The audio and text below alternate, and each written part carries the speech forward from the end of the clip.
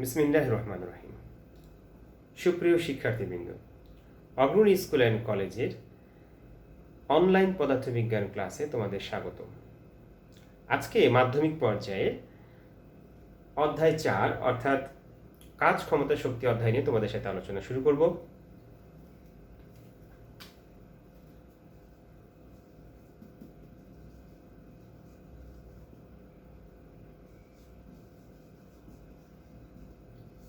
কাজ ক্ষমতা ও শক্তি আমাদের চ্যাপ্টারের নাম, এবং এই চ্যাপ্টারের নামের মধ্যেই দেখা যাচ্ছে তিনটা শব্দ, কাজ ক্ষমতা শক্তি। মানে এই চ্যাপ্টারের সব আলোচনা মূলত তিনটা ভাগে ভাগ করা যায়, তিনটা মূল গুরুত্বপূর্ণ অংশ এখানে রয়েছে। তো আজকে তোমাদের সাথে শুধুমাত্র কাজ বিষয়টা নিয়ে আমরা আলোচনা করব, তারপরে ক্রমান্বয়ে ক্ষমতা এবং শক্তি সম্পর্কে জানব। কাজ কাকে বলে?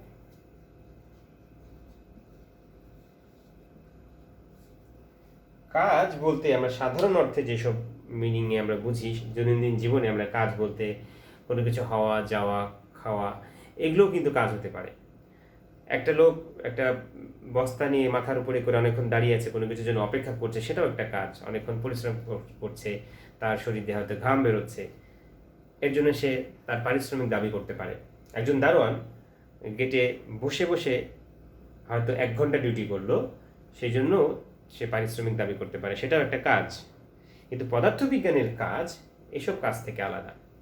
পদার্থবিজ্ঞানে আমরা সব কিছু পরিমাপের সাহায্য করি, অর্থাৎ কাজটাকে আমরা পরিমাপ করব। কিভাবে করব?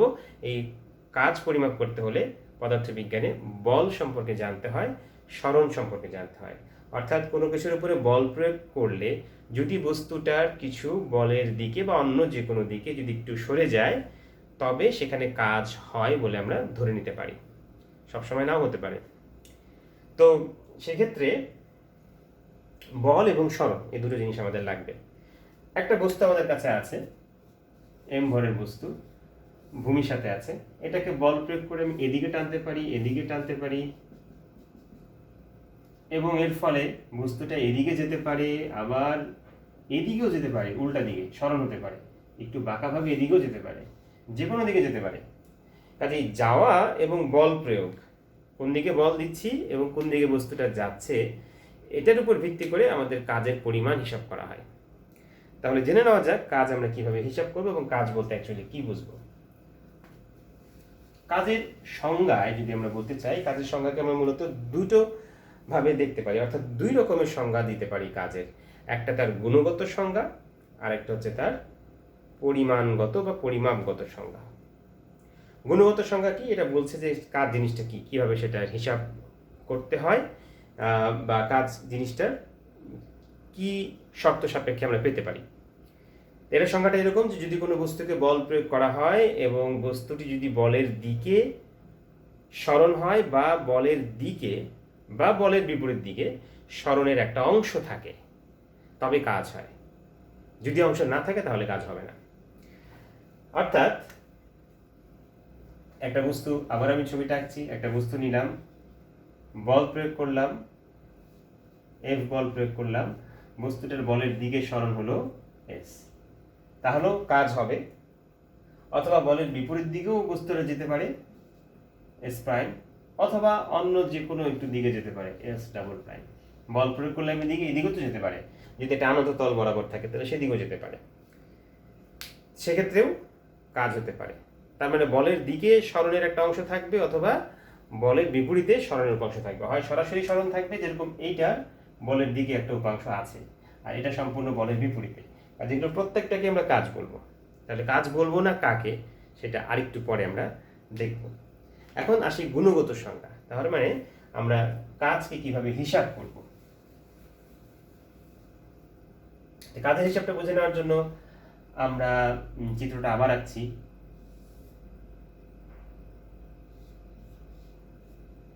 এম ভরের বস্তু, তার উপরে আমরা বল প্রয়োগ করছি, এফ বল প্রয়োগ করলাম। কোন দিকে? ভূমির দিকে বা এক্স অক্ষ বরাবর। যার ফলে কি হচ্ছে, বস্তুটা এরকম একটি আনত তল দিয়ে উঠে গেল, এইখানে এসে পৌঁছালো। অর্থাৎ এটার সামনে টানা হচ্ছে এইদিকে কিন্তু বস্তুটা যাবে এইদিকে, এটা হতে পারে। যেমন ধরে নাও এই কলমটার সাথে যদি আমি একটা মাঝখানে সুতা বেঁধে দিই, দিয়ে যদি আমি এটাকে এই দিকে টানি, তাহলে তার তো এইদিকে যাওয়ার উপায় নেই। আমি যদি এখানে বাঁকা করে রাখি আর যদি মাঝখানে সুতাটা ধরে তাকে এইভাবে টানি, এইভাবে যদি টানি এক্স অক্ষের দিকে, তাহলে এটা এইদিকে না গিয়ে এই বরাবর একটু ঘষতে একটু উঠবে, তাই না? কাজে স্মরণ এইদিকে কিন্তু বল প্রয়োগ করা হচ্ছে এদিকে।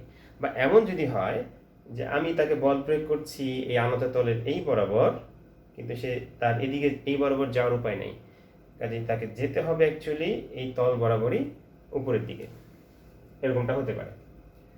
তো এক্ষেত্রে আমরা ধরে নিই তার স্মরণ, এটা হলো তার স্মরণ এস। তাহলে বল এবং স্মরণের মধ্যবর্তী একটা কোণ তৈরি হলো, এটাকে নাম দিলাম আমরা থিটা কোণ। আর যদি এই স্মরণ থেকে আমরা বলের দিকে এরকম লম্ব টানি, তাহলে একটা অংশ পাই, অর্থাৎ এই দূরত্বটা সে এক্স অক্ষ বরাবর যায়। অ্যাকচুয়ালি যাচ্ছে এটা ধরে নাও 6 মিটার গেল, কিন্তু বল যেদিকে প্রয়োগ করা হচ্ছে সেদিকে গেল 5 মিটার। মানে এখান থেকে লম্ব টানলে ভূমি বরাবর বা এক্স অক্ষ বরাবর যেটা সে যায় সেটাই হলো বলের দিকে স্মরণের অংশ বা স্মরণের উপাংশ। তাহলে এক্ষেত্রে আমরা কেন বাঁকা ধরলাম, সোজা তো ধরতে পারতাম। আসলে কাজের হিসাবটা করার সময় আমরা ইন জেনারেল যা কিছু হতে পারে সব কিছু নিয়ে দিব। আর যদি একদিকে যায়, বল প্রয়োগ করলো যেদিকে বস্তু সেদিকে যায়, তাহলে এটা হবে তার সিম্পলিফাইড রূপ, মানে এর মধ্যে শর্ত জুড়ে দেওয়া হচ্ছে। কিন্তু যে কোনো দিকে চলতে পারে সেটা ধরে নিয়ে কাজ হিসাবটা করাটা হচ্ছে প্রকৃত হিসাব হবে, এবং সেটারই আরেকটা সহজ রূপ আমরা পেতে পারি। তো আমরা ওই জন্য এটা দিয়ে শুরু করছি। তাহলে এক্ষেত্রে যদি কোনো বস্তুর উপরে এফ বল প্রয়োগ করায়, বলের সাথে থিটা কোণ করে যদি কোনো বস্তুর স্মরণ এস হয়, তবে কাজ হবে, কাজের যেটা গাণিতিক সংজ্ঞা বা পরিমাপগত সংজ্ঞা সেটা হবে বল গুণন স্মরণ গুণন বল এবং স্মরণের মধ্যবর্তী কোণের কোসাইন, অর্থাৎ কস থিটা। তাহলে আমি লিখতে পারি এফ এস কস থিটা উপরের চিত্র থেকে। এটাই হলো কাজের বেসিক রাশিমালা, এটা আমাদের মনে রাখতে হবে, W সমান এফ এস কস থিটা। তাহলে উপরের চিত্রে এফ এর মান থাকবে, এস এর মান থাকবে, থিটার মান থাকবে। থিটার মান বসানোর পরে যে একটা সংখ্যা হবে সেটা কোনো একক থাকবে না, কারণ এটা কস সাইন ট্যান এগুলো সবই হচ্ছে একটি সমকোণী ত্রিভুজের দুটো বাহুর অনুপাত। দুটোর বাহুর অনুপাত মানে দুটো দৈর্ঘ্যের অনুপাত। আর দৈর্ঘ্যের অনুপাত একই যদি হয় তাহলে অনুপাত কাটাকাটি করে কোনো একক থাকবে না, এগুলো জাস্ট অনুপাত বোঝায়। কস সাইন ট্যান এগুলো অনুপাত বোঝায়, বাহুদের অনুপাত। কাজে এখানে একক থাকবে শুধুমাত্র বলের এবং স্মরণের। তাহলে দ্বিতীয় সংজ্ঞা অর্থাৎ এই গাণিতিক সংজ্ঞাটা আমরা বুঝে গেলাম। তাহলে বলের গুণগত সংজ্ঞা আবার একটু বলে নিই। কোনো বস্তুর উপরে বল প্রয়োগে যদি বস্তুটি বলের দিকে সরে যায়, বা বলের দিকে না গিয়ে যদি বলের দিকে স্মরণের একটা অংশ থাকে, বা স্মরণের বলের বিপরীতে স্মরণের একটা অংশ থাকে, সেটাও হতে পারে, তবে কাজ হয়। আর কাজ হিসাব করতে হলে কোনো বস্তুর উপরে যে বল প্রয়োগ করা হচ্ছে এবং এই বলের দিকে বা তার বিপরীতে যে স্মরণ হচ্ছে, এই দুয়ের গুণফল দ্বারা আমরা কাজের হিসাব করতে পারি। তো এইখানে দেখো, এইখানে আমরা এফটাকে আলাদা করে লিখে ইনটু এস কস থিটা লিখতে পারি।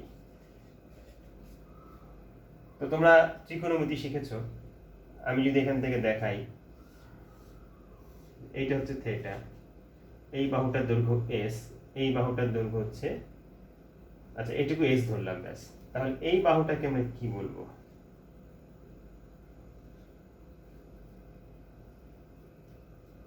এ বি সি নাম দিলাম। তাহলে cos থিটা সমান কি লেখা যাবে?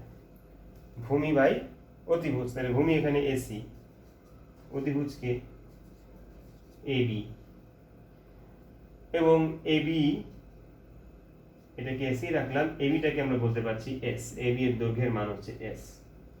কাজে এসি সমান কি লেখা যাবে? S cos theta. এই হলো সেই এস cos থিটা যেটা কিনা এটাই হলো এস cos থিটা যেটা কিনা এসি দৈর্ঘ্যটা বোঝাচ্ছে। অর্থাৎ বলের দিকে স্মরণের অংশ, এই যে বলের দিকে কতটুকু লম্বা টেনে যতটুকু পাচ্ছি তীর চিহ্ন, এটা হচ্ছে বলের দিকে বস্তুটা গেল, ওই যে বললাম এটা 6 মিটার গেলে এটা 5 মিটার, তাহলে এই 5 মিটারটা হচ্ছে বলের দিকে যায়। প্রকৃতপক্ষে আনত তলতে বেশি যাচ্ছে, কিন্তু এক্স অক্ষ বরাবর যাচ্ছে 5 মিটার। এটাই হচ্ছে বলের দিকে সরণের উপাংশ। কাজে আমরা এখানে লিখতে পারছি বল ইন্টু বলের দিকে সরণের উপাংশ হতে পারে, বা উল্টা করে বলে আমরা চিন্তা করতে পারি যে সরণ ইন্টু সরণের দিকে বলের উপাংশ, সেটাও করা যায়। আপাতত সেখানে ওদিকে যাচ্ছি না, আপাতত এতটুকুই তোমাদের সিলেবাস অনুযায়ী থাকুক। এখন এটার সিম্পলিফাইড রূপ কি? এখন যদি বল যেদিকে সরণ যদি সেই দিকে হয় তাহলে কি লেখা যাবে? অর্থাৎ বল যেদিকে কাজ করছে সেই দিকেই যদি সরণ হয়, বল যেদিকে সরণ সেদিকে, তাহলে এক্ষেত্রে থিটা সমান 0, সরণটাকে কমিয়ে দিলাম, এই বরাবরই যাচ্ছে, তাহলে অ্যাঙ্গেলটা কমে কত হয়ে গেল? 0, একই দিকে। তাহলে আমরা যদি 0 ডিগ্রির মান এখানে বসিয়ে দিই তাহলে সেক্ষেত্রে কাজ কি লেখা যায়? কাজে এক্ষেত্রে কাজ W সমান হবে Fs, যেটা উপরে লিখি,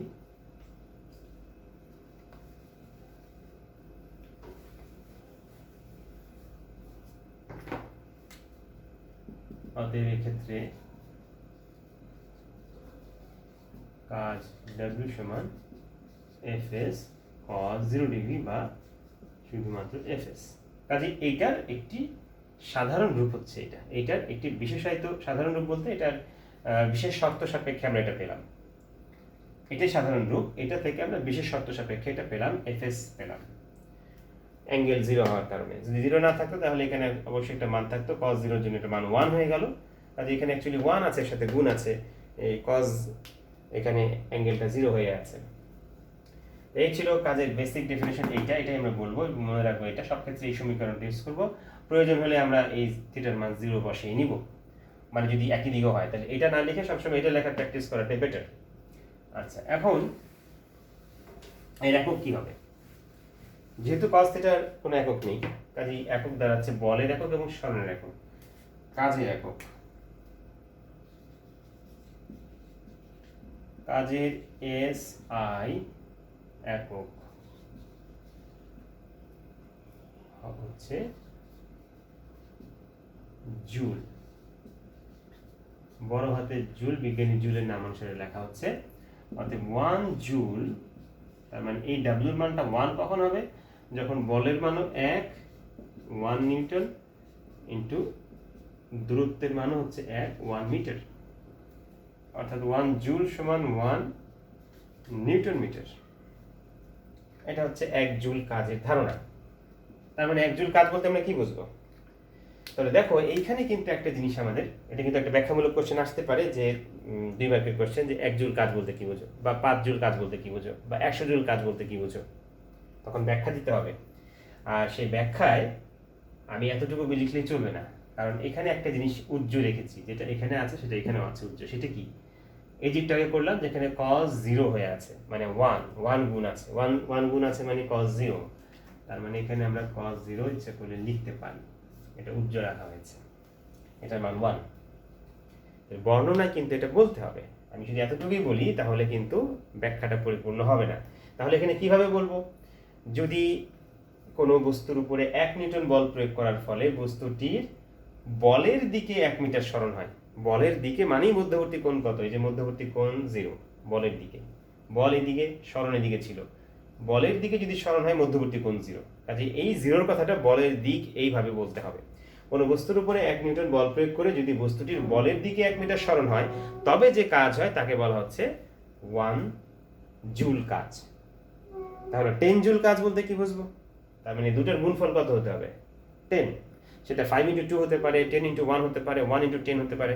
তবে সবচেয়ে ভালো হচ্ছে যে 1 × 10 বা 10 × 1 এইভাবে বলা।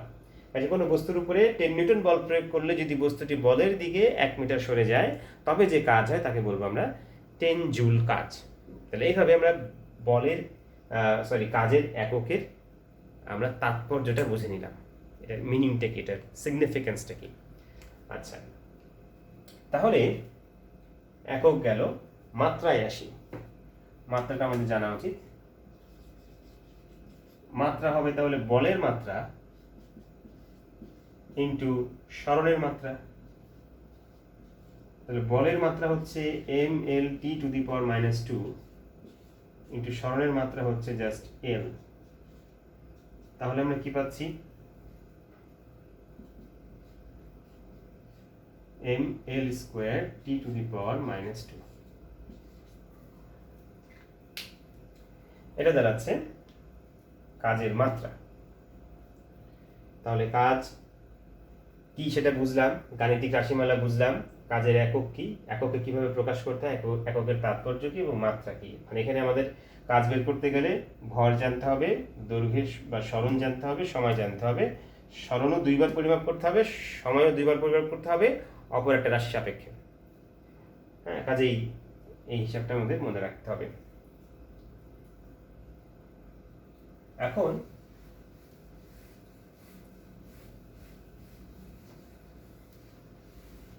আমরা কাজের একটু প্রকারভেদ নিয়ে আলোচনা করি। কাজ কত রকম হতে পারে? কাজ হতে পারে 3 রকম, মানে ধনাত্মক, ঋণাত্মক। আরেকটা জিনিস বলে রাখি, কাজ স্কেলার রাশি, স্কেলার রাশি, ভেক্টর রাশি নয়। তার মানে শুধু তার মানই আছে, দিক নেই। ইন্টারেস্টিং যে কাজ হিসাব করছি যে রাশিগুলো দ্বারা, বল এবং সরণ, তারা কিন্তু উভয়ই ভেক্টর রাশি, তাদের মানও আছে, দিকও আছে। কিন্তু তাদের গুণফলে যে ফলটা বেরোচ্ছে, যে রাশিটা বেরোচ্ছে, তার শুধু মানই আছে, তার দিক নেই। এটা ইন্টারেস্টিং একটা বিষয়। তবে এই বিষয়টা তোমরা উচ্চ মাধ্যমিক উঠলে, ভেক্টর চ্যাপ্টার পড়লে আরো ক্লিয়ার একটা ধারণা পাবা। আপাতত আমি এতটুকুই বলে রাখলাম যে কাজ স্কেলার রাশি এবং সেটা দুটো ভেক্টর রাশির গুণফল থেকে পাওয়া যাচ্ছে, যেটা স্কেলার। এখন কাজ মোটামুটি 3 রকম। এক হচ্ছে ধনাত্মক কাজ। ধনাত্মক কাজ কাকে বলবো? ধনাত্মক কাজ বলবো যখন কাজের রাশিমালা একটা ধনাত্মক চিহ্ন থাকবে। সহজভাবে বুঝি আগে। ধনাত্মক চিহ্ন তাহলে থাকবে কোন শর্ত সাপেক্ষে? F S cos theta. তাহলে এফ এর একটা মান থাকবে, এস এর একটা মান থাকবে, এদের মধ্যবর্তী কোণ সেটার একটা মান থাকবে, এবং মধ্যবর্তী কোণের উপর নির্ভর করেই কিন্তু কজের মান কখনো প্লাস হয়, কখনো মাইনাস হয়। তার মানে কাজের হিসাবে ফলাফলটা প্লাস হবে না মাইনাস হবে, সেটা নির্ভর করছে ওই মধ্যবর্তী কোণের উপরে। তাহলে কাজ ধনাত্মক হবে যদি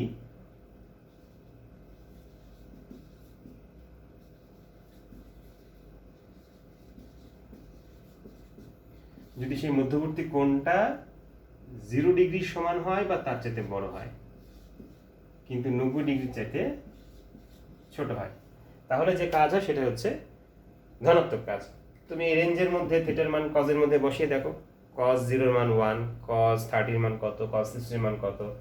90 করা যাবে না, 90-র চাইতে ছোট যে কোনো মান তুমি কজে বসিয়ে দেখো ক্যালকুলেটরে, সবগুলোর মানই পজিটিভ আসবে। ফার্স্ট কোয়াড্রেন্টে কজের মান সব পজিটিভ। এই কারণে কাজও সব এখানে পজিটিভ হবে। চিত্রে কেমন হবে? চিত্রে যেটা বললাম যে এক্ষেত্রে বল যেদিকে, সরণ সেদিকে হতে পারে। তাহলে এখানে মধ্যবর্তী কোণ 0, এটাও ধনাত্মক কাজ। বা যে ছবিটা এর আগে আঁকলাম যে বল যেদিকে সেদিকে সরণের উপাংশ আছে, তার মানে সরণটা এইদিকে, বলটা এইদিকে, এখান থেকে লম্ব টানলাম, এটা মধ্যবর্তী কোণ, কাজে এটা হচ্ছে বলের দিকে সরণের উপাংশ। এই ক্ষেত্রে কোণটা সূক্ষ্ম কোণ বা এই রেঞ্জের মধ্যে পড়ছে, কাজে এটাও ধনাত্মক কাজ। তাহলে ধনাত্মক কাজের শর্তটা আমরা শিখলাম। কথায় মানে যদি আমরা এটাকে ব্যাখ্যা দিয়ে বলতে চাই, তাহলে এভাবে বলতে হবে, যদি কোনো বস্তুতে বল প্রয়োগে বস্তুটি বলের দিকে সরণ হয় বা বলের দিকে সরণের একটা অংশ থাকে, তবে যে কাজ হয় সেটাকে বলি আমরা ধনাত্মক কাজ। এখন হচ্ছে ঋণাত্মক কাজ কি?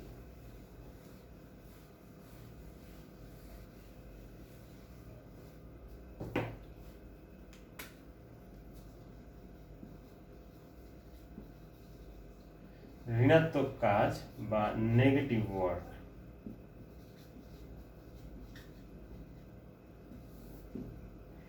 ঋণাত্মক কাজ এর ক্ষেত্রে আমাকে ওই কজ দিয়ে চিন্তা করতে হবে, অর্থাৎ কোন অ্যাঙ্গেলের জন্য কজের মান নেগেটিভ পাই আমরা, কোন কোন অ্যাঙ্গেলের জন্য।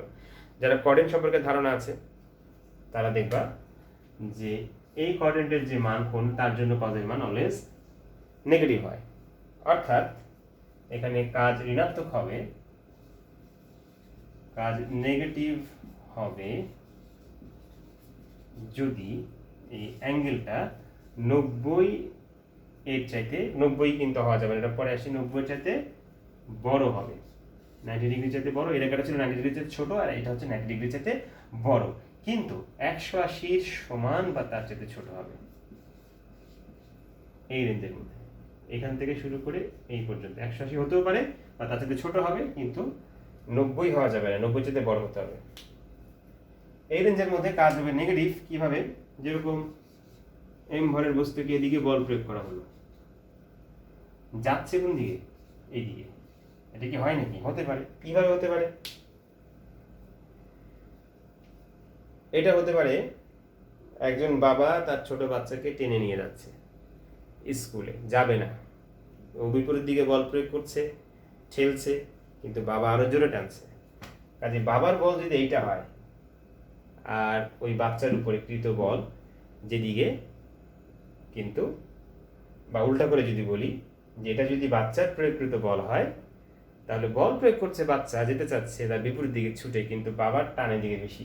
কাজে বাবার বল দ্বারা আমরা যদি হিসাব না করি, তাহলে ওই বাচ্চার বল দ্বারা হিসাব করলে বাচ্চার কৃত কাজ কত? তার নিজস্ব বল দ্বারা কৃত কাজ নেগেটিভ, কারণ সে বল এদিকে প্রয়োগ করলো, সে বিপরীত দিকে যাচ্ছে। বা এইভাবেও চিন্তা করা যায় যে কোনো ভারী একটা বস্তু গড়িয়ে আসছে, কেউ তাকে থামানোর চেষ্টা করছে, বল প্রয়োগ করছে, কিন্তু সে থামাতে গিয়ে নিজেই পিছলে যাচ্ছে পিছন দিকে। তাহলে তার বলটা প্রয়োগ করা সত্ত্বেও তার স্মরণ হচ্ছে কোন দিকে? বস্তুর বিপরীত দিকে স্মরণ হচ্ছে। তো এই ক্ষেত্রে যে কাজ হবে সেটা অ্যাকচুয়ালি হবে, কিন্তু নেগেটিভ কাজ হবে। এটা নেগেটিভ কাজ, কারণ এখানে মধ্যবর্তী কোণ কত? মধ্যবর্তী কোণ হচ্ছে 180 ডিগ্রি। আর কজ 180 মান কত হয়? -1 হয়।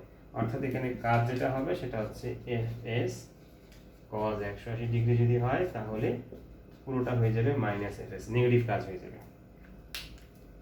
আরেকটা হতে পারে যে এই রেঞ্জের মধ্যে হতে পারে, অর্থাৎ বস্তুর বল প্রয়োগ করলাম এদিকে, স্মরণ হলো এদিকে। এক্ষেত্রে কোনটা এই রেঞ্জের মধ্যে পড়ছে, এক্ষেত্রেও কাজ হবে ঋণাত্মক কাজ। বাকি থাকলো আরেকটা।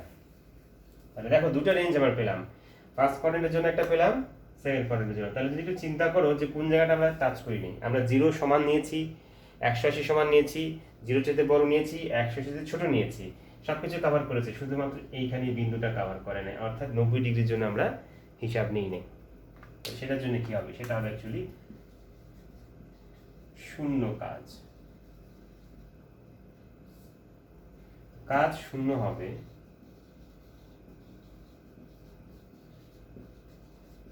যদি 1 নাম্বার বলের মান 0 হলে কাজ 0 হবে, 2 নাম্বার স্মরণের মান 0 হলে কাজ 0 হবে, তাই না? এই সমীকরণে বল 0 হলে পুরোটাই 0, এই সমীকরণে স্মরণ 0 হলে পুরোটাই 0। বল প্রয়োগ করছি এই দেওয়ালে, সরছে না কিছু, স্মরণের মান 0, কাজ 0। বা বল প্রয়োগই করলাম না, কিন্তু স্মরণ হচ্ছে, হতে পারে এরকম কেস হতে পারে যে আমার বলের দ্বারা কোনো কিছু সরছে না, অন্য একটা বলের দ্বারা সরছে, কিন্তু আমার বলের কোনো ভূমিকা নাই তাকে সরানোর জন্য, সেক্ষেত্রেও আমার প্রয়োগকৃত বলের দ্বারা কাজ 0, স্মরণ যদি 0 হয়। তো এখানে একটা কথা আছে, সেই কথাটা হলো, কথাটা তোমাদের লেভেল থেকে একটু অন্যদিকে চলে যাবে, যাই হোক তারপর একটু বলে রাখি যে স্মরণ 0 হলে কাজ 0 হয়, আবার স্মরণ 0 হলে কাজ 0 নাও হতে পারে। কোন ক্ষেত্রে? যদি যে বল দ্বারা কাজ করা হচ্ছে সেই বলটা যদি অসংরক্ষণশীল বল হয়। হ্যাঁ, কাজে এখানে সংরক্ষণশীল বল এবং অসংরক্ষণশীল বল একটা কনসেপ্ট দরকার। আপাতত এইখানে এটা আমরা কোয়েশ্চেন মার্ক দিয়ে রাখলাম, মানে তোমাদের লেভেলে সংরক্ষণশীল বল এবং অসংরক্ষণশীল বলের ধারণাটা সিলেবাসে এভাবে নেই, কাজে আমি এটা ডিটেলস আলোচনা করার সুযোগ পাচ্ছি না। তবে এটুকু জেনে রাখো যে স্মরণ 0 হলে তোমাদের লেভেলে আমরা ধরে নিতে পারবো কাজ 0, যদি না সেরকম কোনো অসংরক্ষণশীল বল, যেরকম ঘর্ষণ বল হচ্ছে একটা অসংরক্ষণশীল বল, ঘর্ষণ বল দ্বারা যেই কাজ হবে সেটাই হবে নেগেটিভ কাজ অলওয়েজ। কাজে নেগেটিভ কাজ, আমি একটা পুস্তকে আমার ডাস্টারটাকে আমি ধর এটা মুছতেছি, এখন এই যে মুছতেছি, মুছে ফেলছি, আমি বল প্রয়োগ করছি কোন দিকে? পজিটিভ এক্সিস বরাবর বল প্রয়োগ করছি, কিন্তু আমার হাতের বল এই দিকে, কিন্তু এটাকে থামানোর জন্য যে ঘর্ষণ বল কাজ করছে এটা কোন দিকে? কাজে আমার ডাস্টারটা, আমি বল প্রয়োগ করছি এইটা আমার প্রযুক্ত বল, কিন্তু ডাস্টারের উপরে ঘর্ষণ বল হচ্ছে এই বিপরীত দিকে। কাজেই এই বলটাকে যদি আমি হিসেবে না নিই, অর্থাৎ আমি যদি ডাস্টারের উপরে ঘর্ষণ বলকে হিসেবে নিই, তাহলে আমার সরণও কিন্তু এদিকে হচ্ছে। তাহলে এই সরণ আর এই ডাস্টারের বল, ঘর্ষণ বলের মধ্যবর্তী কোণ হচ্ছে 180। কাজে এখানে কাজ কত হবে? এই যে 180-র জন্য কাজ হবে, এটা নেগেটিভ কাজ। আচ্ছা, নেগেটিভ কাজ দিই, নেগেটিভ কাজকে মুছে ফেলছি। ওকে, এইদিকে নিলাম নেগেটিভ কাজ। যদি এইদিকে আনি তাহলে কি হবে? এইদিকে আনার সময় বল প্রয়োগ করছে আমি এদিকে, কিন্তু ঘর্ষণ বল এখন তাকে বাধা দিচ্ছে। আর গতিটাও এদিকে, সরণের দিকে, আমি এদিকে টেনে আনছি সরণের দিকে, কিন্তু তাকে বাধা দিচ্ছে বিপরীত দিকে, এফএস। এখানে মধ্যবর্তী কোণ হচ্ছে 180, মধ্যবর্তী কোণ এখানে 180। তাহলে এটাও নেগেটিভ ওয়ার্ক, এটাও নেগেটিভ ওয়ার্ক। যেতে -5 জুল কাজ হলো, আসতেও -5 জুল কাজ হলো। টোটাল কাজ কত হলো? টোটাল কাজ হলো -10 জুল। কিন্তু আমি যেখান থেকে গেছিলাম সেইখানেই ফিরে আসলাম, যেখানে গেছিলাম সেখানেই ফিরে আসলাম। সরণ কত? 0। কাজে এই ক্ষেত্রে সরণ 0 হলেও কাজ কিন্তু 0 না, এখানে কাজ -10 জুল কাজ। কাজে এটা অসংরক্ষণশীল বল দ্বারা করলে কাজটা এরকম, সরণ 0 হলেও কাজ 0 হবে না। আর যদি সংরক্ষণশীল বল হয়, আমি যদি এটাকে উপরে তুলি আবার ওইখানেই নামাই দিই, তাহলে উঠতে 5 জুল, নামতে -5 জুল, কাজ 0। কাজে এটা একটা, এখানে একটা শর্ত আছে, সরণ 0 হলেই যে 0 হবে, কাজ 0 হবে এমনটা না, এখানে শর্ত আছে। 3 নম্বরে চলে আসি, মূল বিষয় যেটা এখানে, সেটা হলো যে অ্যাঙ্গেল যদি কত হয়, 90 ডিগ্রি হয়, তাহলে কাজ শূন্য হবে, হয় এটার কারণে, অথবা এটার কারণে, অথবা এটার কারণে। তিনটার যে কোনো একটা ঘটলেই কাজ 0 হয়। বিশেষত এটা আমরা মনে রাখবো। অর্থাৎ এক্ষেত্রে ব্যাপারটা কি দাঁড়াচ্ছে? এক্ষেত্রে ব্যাপারটা দাঁড়াচ্ছে যে একটা ভারী বস্তু এম, তার ওজন নিচের দিকে কাজ করছে ডব্লিউ, তার সরণ এইদিকে হতে পারে, অর্থাৎ সরণ অন্য কোনো কারণে হচ্ছে, কেউ ঠেলছে তাকে, তার জন্য তার সরণ হচ্ছে, কিন্তু তার ওজন তাকে ওদিকে নিয়ে যাচ্ছে না। কাজে এই ওজন তার সরণের ক্ষেত্রে কোনো ভূমিকা রাখছে না, বা এই সরণের ওজনের দিকে কোনো অংশ নেই। যেমনটা বললাম যে বলের দিকে সরণের অংশ থাকতে হবে, বা বলের বিপরীতে সরণের অংশ থাকতে হবে, ঠিক তেমনি ওজনের সাথে কোনো সম্পর্ক নেই এখানে। এই কারণে ওজনের সাথে সরণের কোনো অংশ যেহেতু নেই, কাজে এখানে যে কাজ হবে সেটা 0। অর্থাৎ সহজ কথায় মধ্যবর্তী কোণ যেহেতু এখানে 90 ডিগ্রি, কাজে এখানে cos 90 মান কত হয়? cos 90 মান 0। কাজে এই 90 হয়ে গেলেই fs cos θ পুরোটাই 0 হয়ে যাচ্ছে। তো এই ছিল নেগেটিভ কাজের মোটামুটি শর্ত। আগামী ক্লাসে আমরা এর পরবর্তী অংশ অর্থাৎ শক্তি নিয়ে একটু আলোচনা করব। ক্ষমতা যদি আমাদের কাজ, ক্ষমতা, শক্তি, কিন্তু আগে একটু শক্তি আলোচনা করে নিলে ক্ষমতাটাকে বুঝতে সুবিধা হবে। বলে রাখি যে এখন পর্যন্ত যে আমি কাজের হিসাব দেখালাম, এগুলো সব ধরনের কাজ কিন্তু একটা বলের কারণে হচ্ছে, যেটা হচ্ছে এফ বল, এবং সেই বলটা আমরা পরিবর্তনশীল বিবেচনা করছি না। অর্থাৎ আমরা যে বললাম যে এফ বল প্রয়োগ করলাম, সরণ হলো এস, তাহলে এই পথে বলের মান কিছু বাড়েও নাই, কমেও নেই। বলের মান কেমন ছিল? ধ্রুবক ছিল, ধ্রুবক। কাজে ধ্রুব বল দ্বারা কৃত কাজের কিন্তু হিসাব হলো। এখন এমন যদি হয় যে একটা স্প্রিংকে তুমি টানছো, তাহলে স্প্রিংকে টানার ক্ষেত্রে কি হবে? একই রকম বল দিয়ে কি একই রকম স্প্রিংকে টানতে পারবা? না, সেটা পারবা না। তার মানে প্রথম 1 সেন্টিমিটার তার টানার জন্য যে পরিমাণ বল, তার পরবর্তী 1 সেন্টিমিটারের জন্য বলের মান একটু বাড়াতে হবে, তারপরে আরও বাড়াতে হবে, এভাবে বলের মান বাড়াতে হবে। বলের মান বাড়ালে কোন বলটা নিয়ে তুমি কাজের হিসাব করবা, কোন বলের মানটা নিয়ে ওখানে বসাবা সমীকরণে এফএস কস থিটা, এফ এর মান কত বসাবা, কারণ এক একটা বিন্দুতে বলের মান এক এক রকম এবং সেটা গ্র্যাজুয়ালি বাড়ছে। তো এক্ষেত্রে আমরা এই সমীকরণ দ্বারা কাজের হিসাব করতে পারবো না, সেটা রেখে দিলাম উচ্চ মাধ্যমিক পর্যায়ের জন্য, যেটাকে বলা হয় পরিবর্তী বল দ্বারা কৃত কাজ। হিসাবটা করতে হয় ক্যালকুলাস দিয়ে, এই জন্য আমরা ক্যালকুলাস যেহেতু এখনো শিখিনি, ক্যালকুলাস শিখে সেটা করতে পারবো। আপাতত খালি ধারণা দিলাম যে এই ধরনের সমীকরণ আমরা তখনই ব্যবহার করতে পারবো যখন বলের হিসাবটা হচ্ছে শুধুমাত্র ধ্রুবক, বলের মানটা যখন ধ্রুবক। তবে এখানে একটা ছোট একটা উপায় আছে, উপায়টা আমি একটু বলে দিই 1 মিনিটেই। বলের থেকে আমরা কাজ কিভাবে পাবো, তাই না? গ্রাফে চলে যাই। গ্রাফ খুব ইন্টারেস্টিং জিনিস এবং ভেরি পাওয়ারফুল টুল। গ্রাফ হচ্ছে খুবই শক্তিশালী একটা যন্ত্র বা টুল বলা যায়, ম্যাথমেটিক্যাল টুল, যেটার সাহায্যে অনেক অনেক জটিল হিসাবের খুব সহজ সমাধান দেওয়া যায়। তোমরা হয়তো অনেকে গ্রাফকে একটু এড়িয়ে যাও, কেন যাও জানি না, কারণ হয়তো গ্রাফের যে মজা সেটা হয়তো ম্যাথমেটিক্সে তোমরা সেভাবে নিতে পারো না, কিন্তু অ্যাকচুয়ালি ম্যাথমেটিক্সের পিকচার হচ্ছে গ্রাফ। যাই হোক, এক্স অক্ষ বরাবর সবসময় স্বাধীন চলক থাকে। তো এক্স অক্ষ বরাবর স্বাধীন চলক আমি এগুলো গতি চ্যাপ্টারে অলরেডি আলোচনা করেছিলাম এর আগে। এই যে আমাদের এইখানে আমরা যে কাজ নিয়ে আলোচনা করছি ডব্লিউ, সেটা অ্যাকচুয়ালি দুটো রাশি আছে, একটা হচ্ছে বল, একটা সরণ, আর কস থিটা তো কোনো রাশি না, এটা একটা অনুপাত। তাহলে এই দুটো রাশির মধ্যে হিসাব হচ্ছে আর কাজের হিসাব হচ্ছে, এই দুটোর গুণফল থেকে কাজ পাচ্ছি। তো স্প্রিং এর কথা যেটা বললাম, যে স্প্রিং এর সরণ যদি আমরা ঘটাই, অর্থাৎ স্প্রিং এর যদি টানি, তাহলে স্প্রিং বড় হবে। স্প্রিং এর সামনে একটা বস্তু, ওটাকে যদি আমরা এভাবে রাখি, এটাকে যদি টানি বল প্রয়োগ করে, তাহলে এটা সামনে স্প্রিংটা একটু প্রসারিত হয়ে চলে যাবে। এদিকে বল প্রয়োগ করলাম এফ, এম ভরের বস্তুর উপরে। তাহলে এখানে কিন্তু আমাকে বলের মান বিন্দু থেকে বিন্দুতে বাড়াতে হয়েছে, এবং তার সরণ হচ্ছে কতটুকু, এস। এই এফ আর এস, বল এবং সরণ, এক্ষেত্রে কে কার উপর নির্ভর করে, কে স্বাধীন কে অধীন? সরণ এর উপর বল নির্ভর করছে, নাকি বল নির্ভর করছে সরণের উপরে? অবশ্যই বলের মান কত হবে সেটা ডিপেন্ড করছে কতটুকু তাকে টানছি তার উপরে, অর্থাৎ তার সরণের উপরে। তাহলে এখানে সরণ হচ্ছে স্বাধীন চলক, অর্থাৎ এখানে আমরা বলতে পারি যে f is a function of s। তাহলে এখানে আমরা সরণ রাখবো স্বাধীন চলক হিসেবে s ডান দিকে।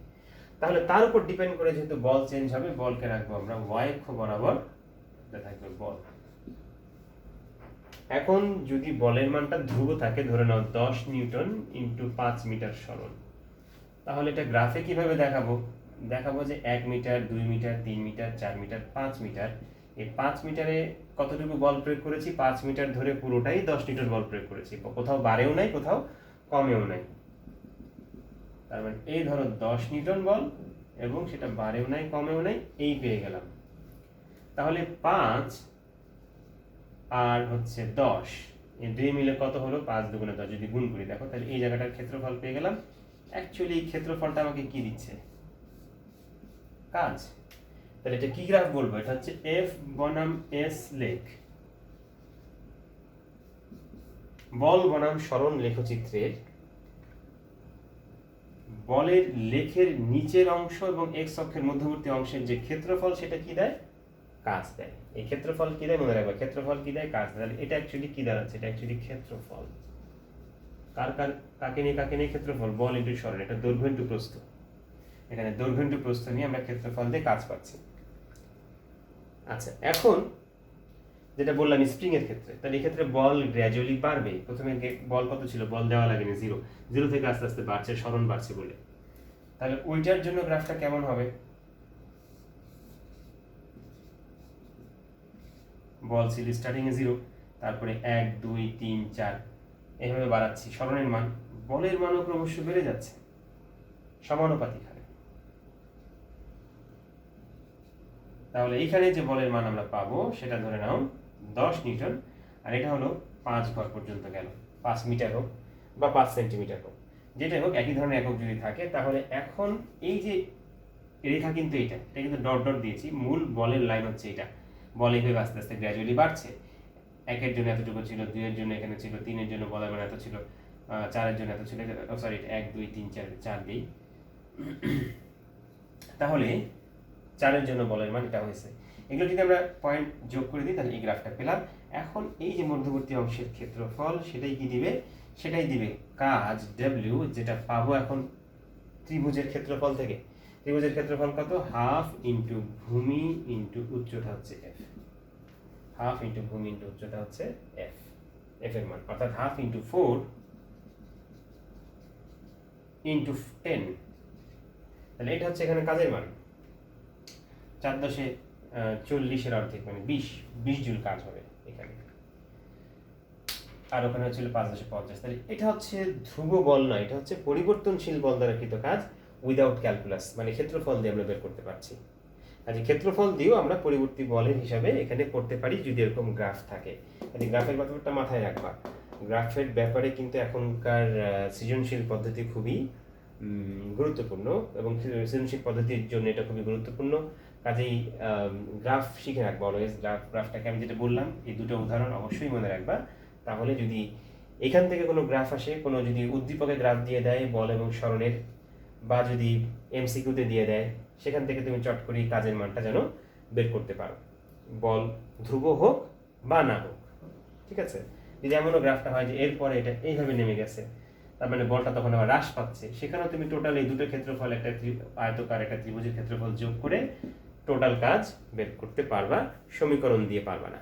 এটার জন্য সমীকরণ, মানে ত্রিভুজের সমীকরণ লাগবে, কিন্তু ডাব্লিউ সমান এফ এস কস থিটা এখানে কাজ করবে না। এখানে কাজ করবে এতটুকু পর্যন্ত, W equals to F S কাজ করবে, কিন্তু এতটুকুর জন্য কাজ করবে না, সামনে একটা হাফ আছে। ঠিক আছে? কাজে যে কোনো ক্ষেত্রফল যদি তোমাদের লেভেলের ক্ষেত্রফল যেটা হিসাব করতে পারবে সেটা দিলে এভাবে তোমরা কাজের হিসাব করে ফেলতে পারবা আশা করি। তো আজকে এই পর্যন্তই থাকবে। কাজের মোটামুটি আমরা আলোচনা শেষ করলাম। আগামী দিন আমরা শক্তি নিয়ে আলোচনা করব। সবাই ভালো থাকো, ধন্যবাদ।